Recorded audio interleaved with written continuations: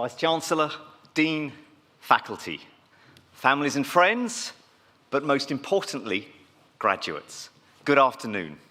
It is a great honour for me to be asked to give this speech to you today, welcoming you to the NHS family.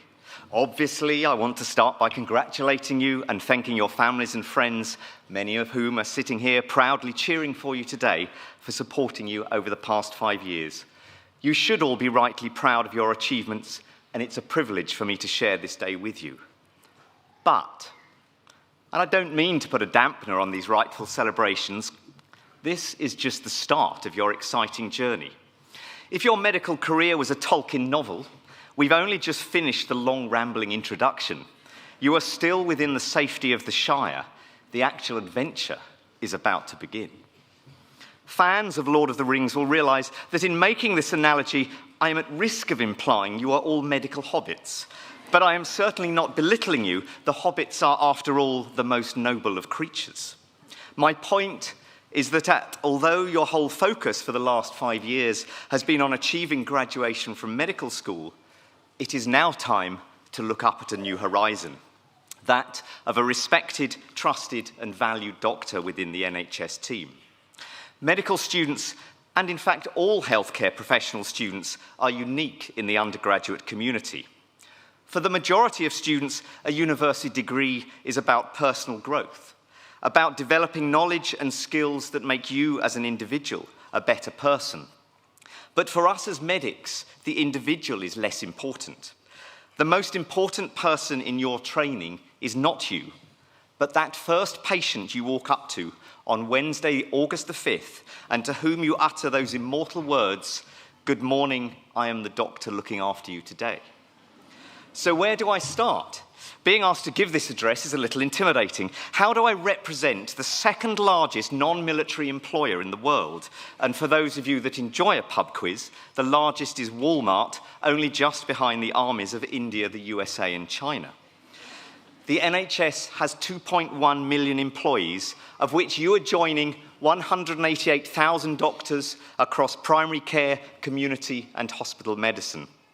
So in preparing this speech, I looked back at my own journey in medicine and considered what would I have appreciated being told when I started. So please sit back and relax while I share my 7 life hacks for becoming a successful doctor. Life hack number 1. What can you expect from the NHS? The NHS is the definition of a national treasure. The organisation is not perfect. In global healthcare terms, it is underfunded, but it is still extraordinary. You are joining a national shared moral project. If the NHS was a person, it would be a little exhausted, at times possibly slightly sarcastic, but deeply kind. There will be times when the NHS will frustrate you. How can it be necessary to change computer passwords on an hourly basis, paying more than anyone else for a parking space just to come to work? And who decided the most efficient way to distribute theatre scrubs was from a vending machine? You have all this to look forward to. But behind these minor frustrations, the NHS continues to change lives for the better every single day. If you work hard for the NHS will give you career support and provide an environment where you can flourish. Always remember that healthcare delivery is a team sport, and respect is not hierarchical. Expertise is distributed across all members of the team, and if you nurture the team will protect and help you. For the next year or more, some of your best teachers and closest allies will be the ward nursing and clerical teams. They know how things work and where things are.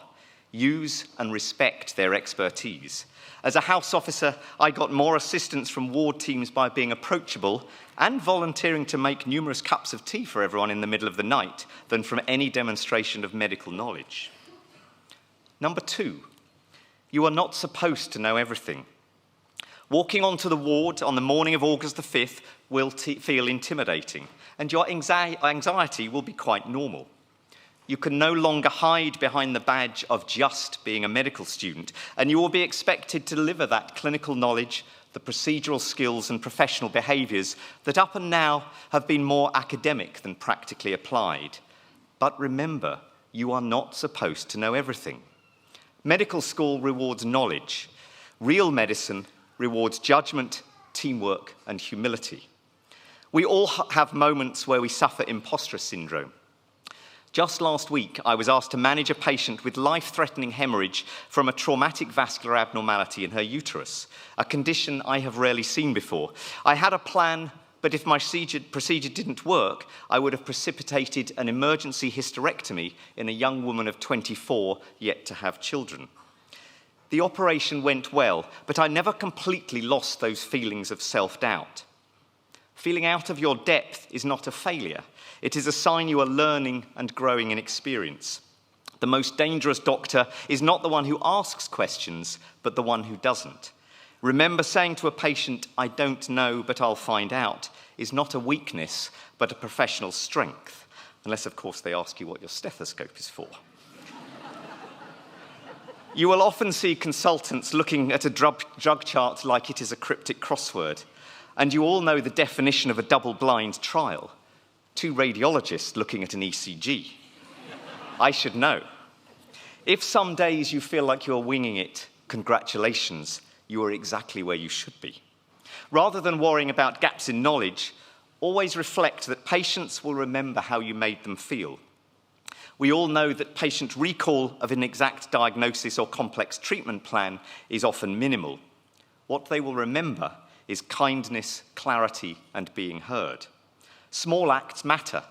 Sit down, explain again, learn someone's name. Technical excellence and human connection are not opposites. They reinforce each other. And when you have stressful days and time seems in short supply, think back to why you applied to medical school in the first place. It is the human connections and the trust placed in you that makes medicine such a rewarding career. Number 3, my journey will not be your journey. The founder of the NHS, the Labour Health Secretary Aneurin Bevan, said on the launch of the NHS in July 1948 that the NHS will last as long as there are folk left with the faith to fight for it. The NHS will be 100 years old in 2048. I will hopefully have been allowed to retire by then, although nothing seems certain in these turbulent political times, but you will be in the middle of your consultant careers. You will be looking after me and my colleagues on this stage when we need you most. But the NHS you will be working in will be very different from where you start your journeys this year. The NHS, like all healthcare systems, will evolve to keep pace with technological advances and new treatments, shifting disease prevalences and the social context of healthcare delivery.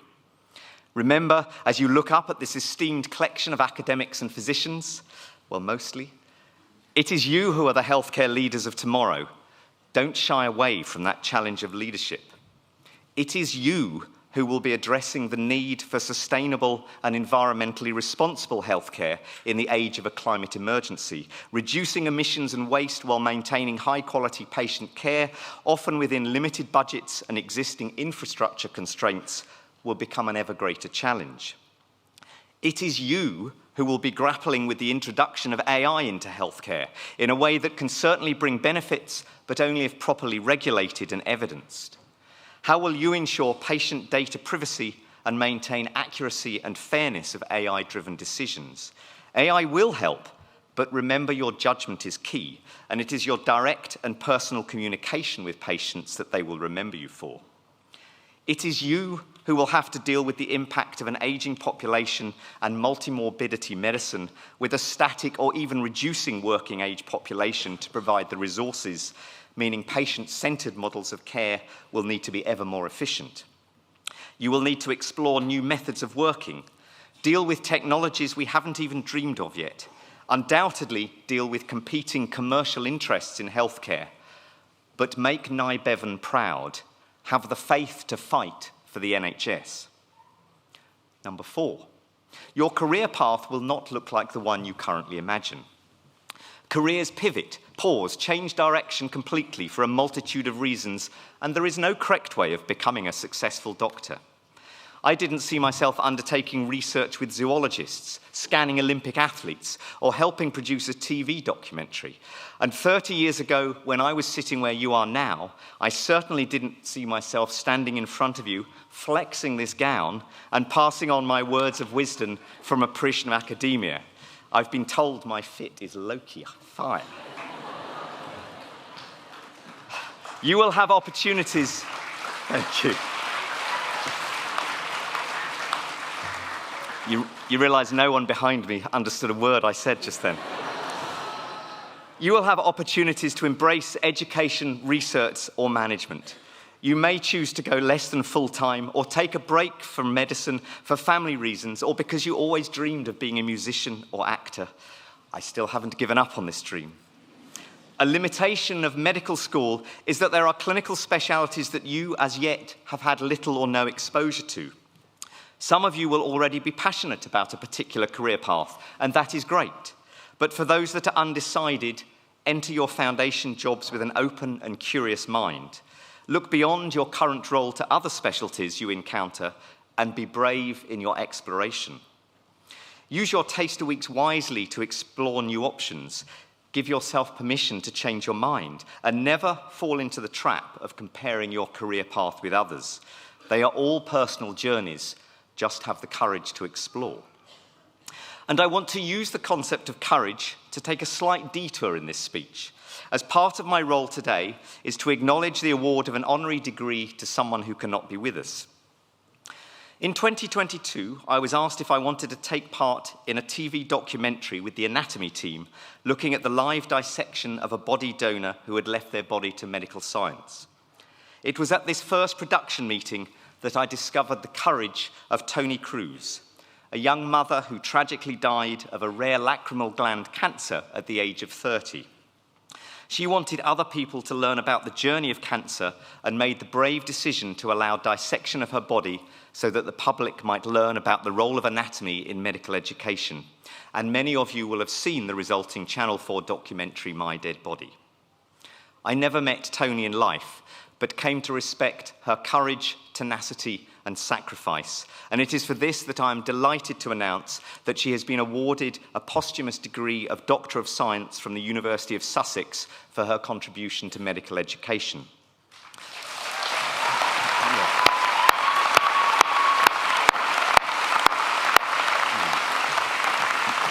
Thank you.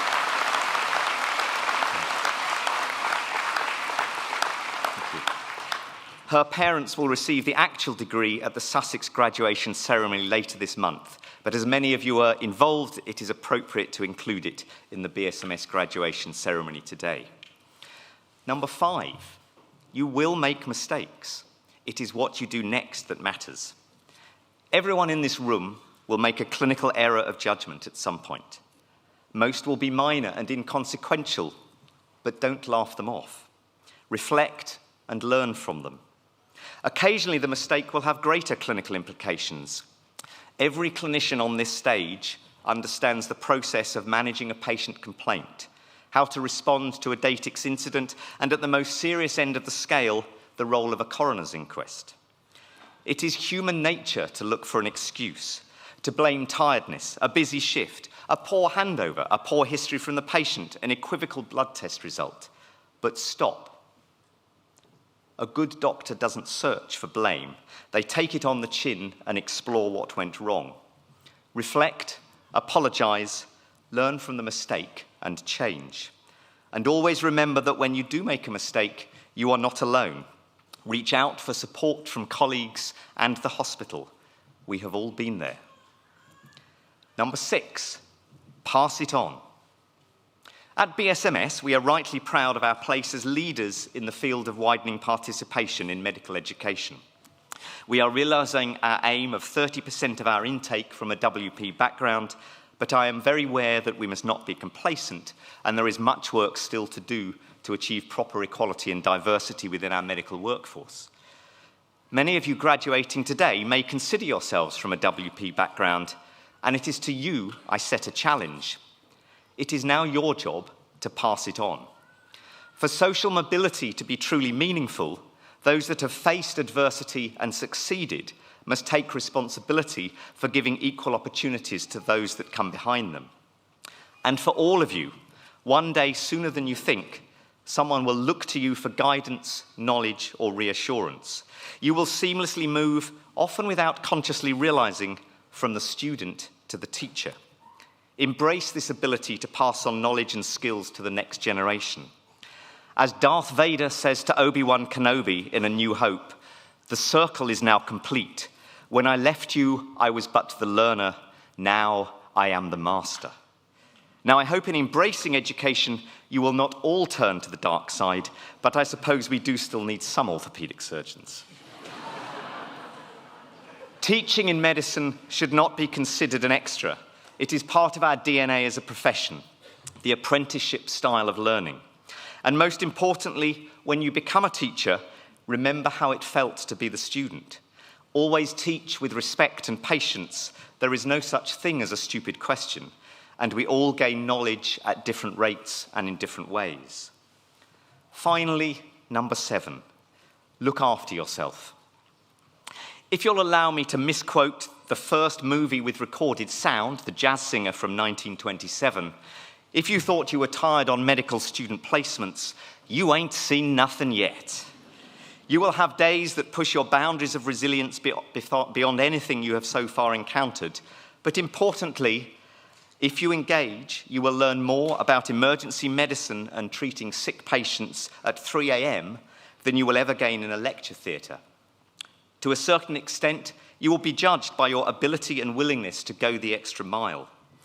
Don't leave a ward round on the dot of your shift end if another 20 minutes will significantly improve patient handover. Be respectful to your colleagues. Don't leave a job for someone taking over from you if you can complete it in your shift, however busy you are. But you must also be aware of when enough is enough. Burnout is not a weakness, but an entirely predictable occupational hazard. If you feel yourself struggling, ask for help early, not heroically late. You are allowed a life outside medicine. It makes you better at your job. So make time to continue your hobbies and connect with friends. In my view, the 2 most disappointing developments in medical training since I was a house officer are the loss of the medical team structure and that hospitals do not provide accommodation for foundation doctors. The sense of community and group support of living together and supporting each other within tightly knit teams has been lost, but you must find other ways of maintaining that close connection with your colleagues and friends. When I was a house officer in Winchester, the Carpenter's Arms pub was technically on hospital grounds under existing Crown Estate law, meaning it was perfectly legal to sit there whilst on call.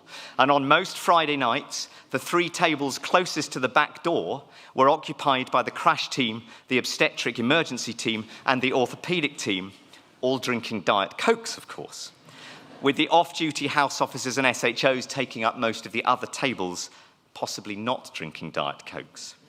Whatever your tribe, work for that sense of community and well-being, because a load shared is easier to bear.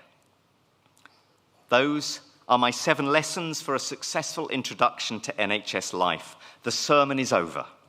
I am aware that graduation speeches probably have a very short half-life of influence, so do with that advice as you will. Congratulations again on your achievement. As you start your careers in the NHS, you are not expected to be extraordinary every day. You are expected to be decent, curious, and human. Be the doctor you'd want for someone you love, and forgive yourself on the days you fall short, but always strive to improve. As you set off from the Shire, carrying that ring of knowledge, buckle up, get ready to change those passwords. The adventure is about to begin. Thank you.